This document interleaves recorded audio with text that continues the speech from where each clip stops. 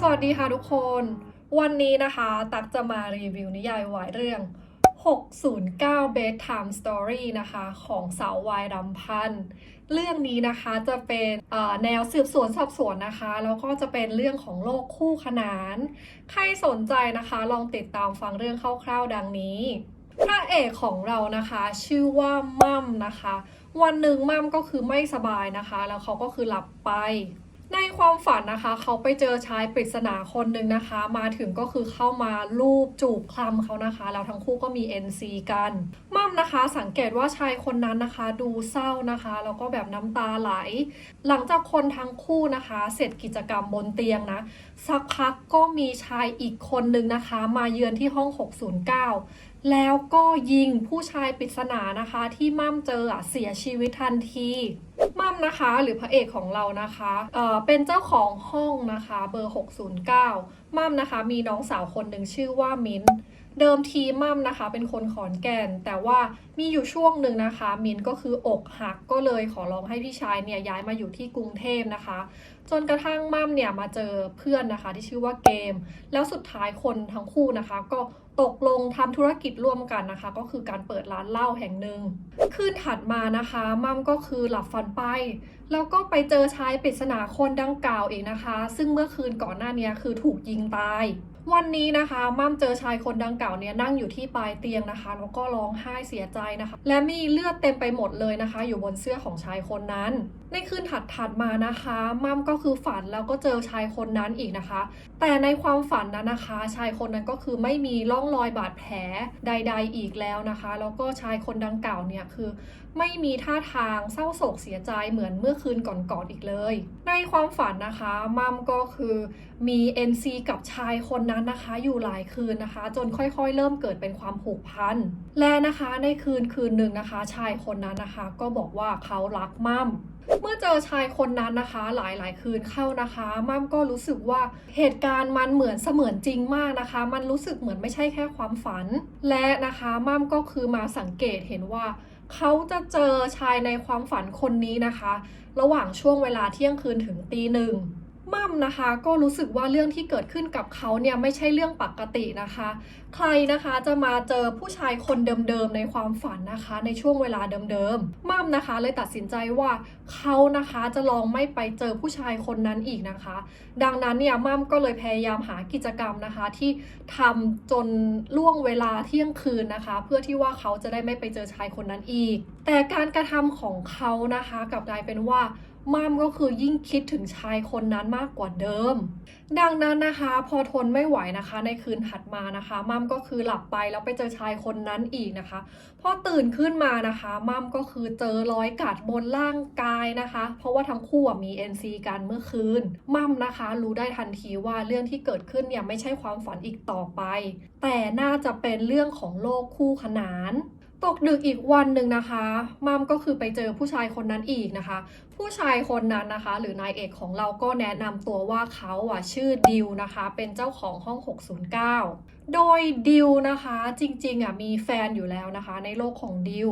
และแฟนของดิวนะคะก็คือน้องสาวของมัมนั่นเองดิวนะคะ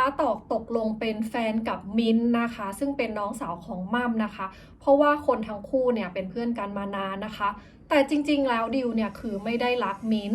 ดังนั้นนะคะพอมาเจอมั่มในความฝันนะคะดิวก็คือมีความรู้สึกเปลี่ยนไปนะคะดิวรู้สึกว่าตัวเองเนี่ยผูกพันกับมั่มนะคะแล้วก็รู้สึกว่าเขารักมั่มวันถัดมานะคะมั่มก็คือต้องการที่จะค้นหาความจริงของเหตุการณ์ที่เกิดขึ้นนะคะเขาก็แบบมานั่งวาดไทม์ไลน์จนเขานะคะคิดขึ้นมาว่า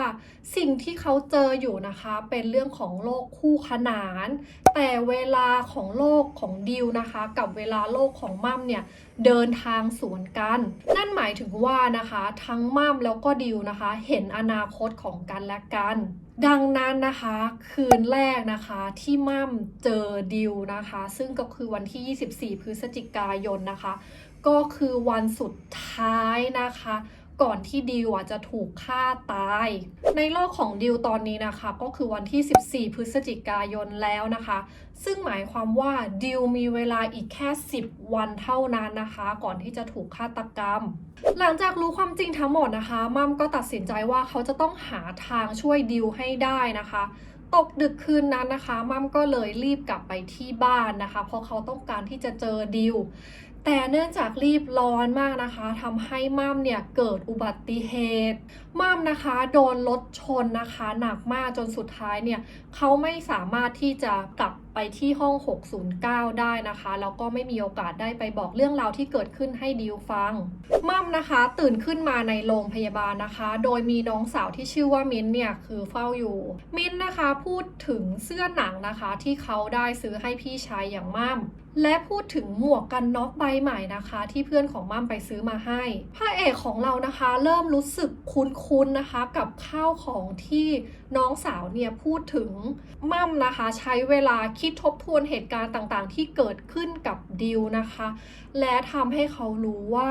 คนที่เข้าไปฆ่าดิววันแรกที่มัมเจอนะคะ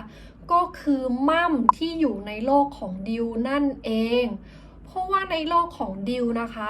มัมในโลกนู้นไม่รู้จักกับดิวมาก่อนซึ่งนั่นนะคะหมายความว่านะคะจะต้องมีเหตุการณ์ร้ายแรงเกิดขึ้นเหตุการณ์หนึ่งนะคะซึ่งทำให้มัมเสียใจมากและเหตุการณ์เดียวที่จะทำให้มัมเสียใจมากนะคะก็ต้องเป็นเหตุการณ์ที่เกี่ยวกับน้องสาวของเขา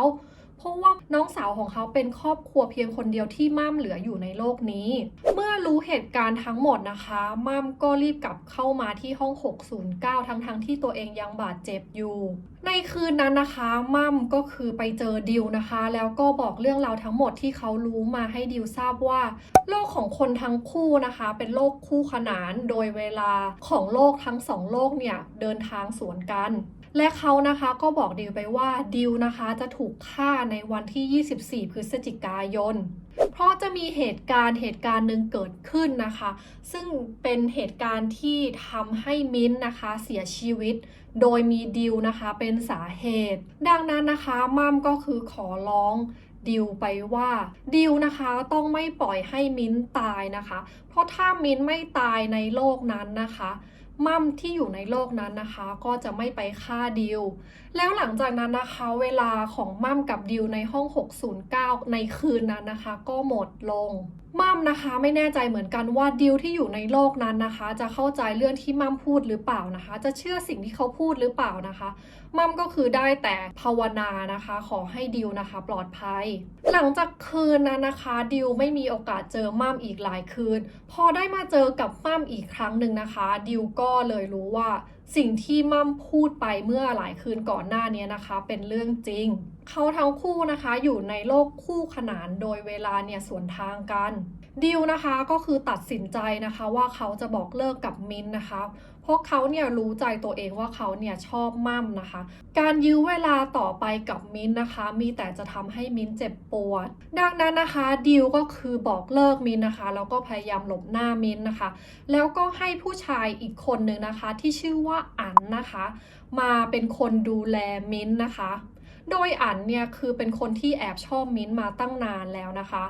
ดิวก็คือขอร้องอั๋นนะคะบอกว่าให้อั๋นนะคะดูแลมิ้นท์ให้ดีนะคะและให้มิ้นท์เนี่ยปลอดภัยจนอย่างน้อยถึงวันที่ 23 พฤศจิกายนแต่ความลับไม่มีในโลกนะคะสุดท้ายนะคะมิ้นท์ก็คือมารู้ความจริงนะคะว่าดิวเนี่ยให้อั๋นมาดูแลเขานะคะและมิ้นท์ก็คือไม่พอใจเป็นอย่างมากและในคืนวันที่ 23 นะคะมิ้นท์ก็เลยมาตามหาตัวดิวที่บริษัทมินนะคะต้องการที่จะมาเคลียร์ความสัมพันธ์กับดิวนะคะ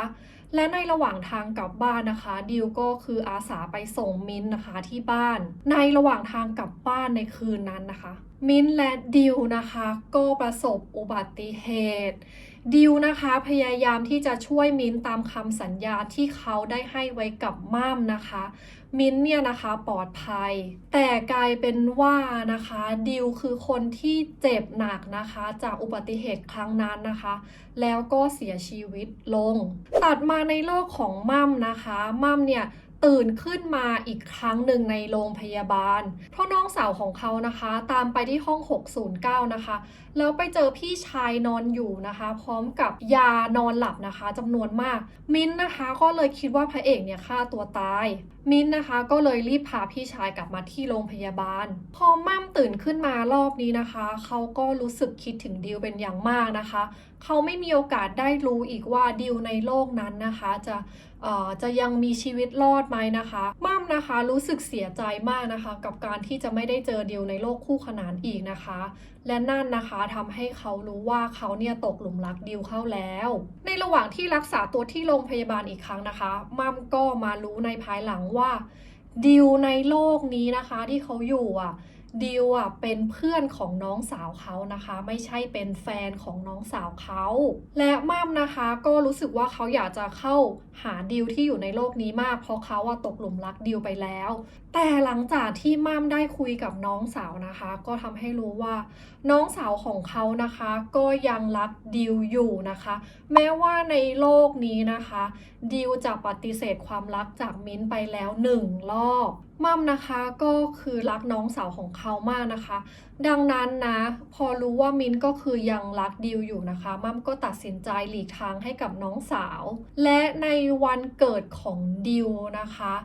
มิ้นท์ก็ขอดิวเป็นแฟนรอบที่2นะคะและในรอบนี้นะคะดิวก็ตอบตกลงเป็นแฟนกับมิ้นท์นะคะซึ่งนั่นหมายความว่าม่ำนะคะก็คืออกหักและสุดท้ายนะคะม่ำก็เลยตัดสินใจนะคะทิ้งห้อง